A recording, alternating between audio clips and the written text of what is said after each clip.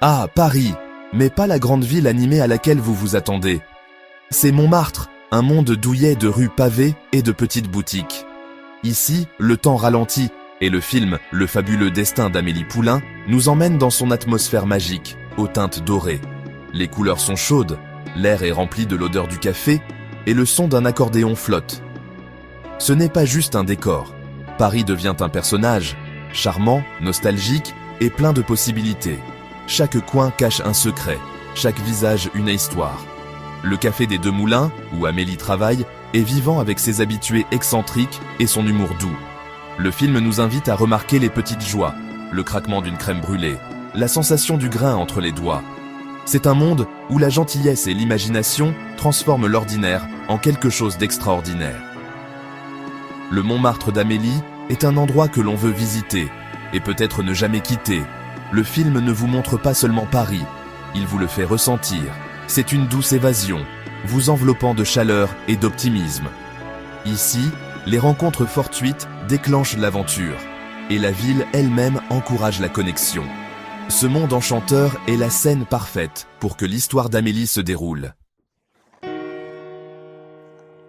Découvrez Amélie Poulain, timide, imaginative et doucement malicieuse.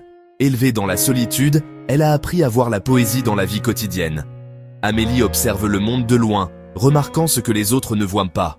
C'est un ange gardien secret, orchestrant des actes de gentillesse anonymes pour ses voisins.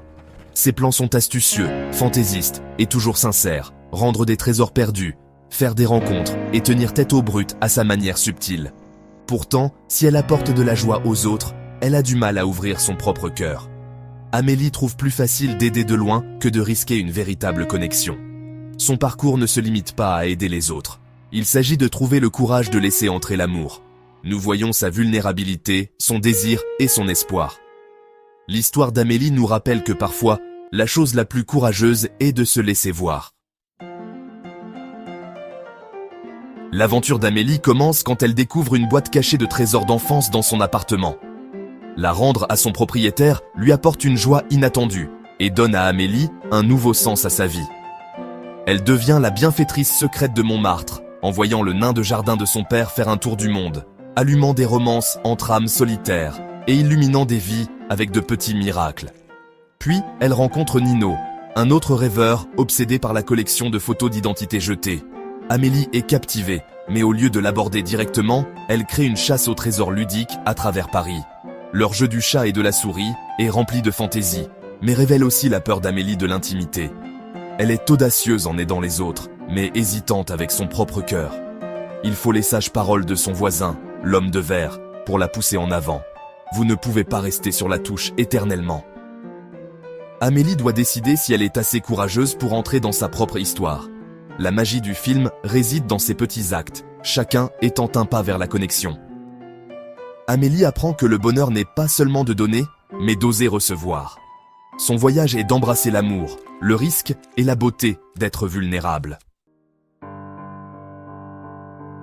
Qu'est-ce qui rend Amélie si captivante? C'est un festin visuel. Paris brille de rouge, de vert et d'or. Chaque plan est une œuvre d'art. La caméra joueuse et les effets fantaisistes nous permettent de voir le monde à travers les yeux d'Amélie. L'humour et l'émotion se mêlent parfaitement. Des personnages excentriques, des moments hilarants et une véritable détresse. La musique de Yann Tiersen est iconique.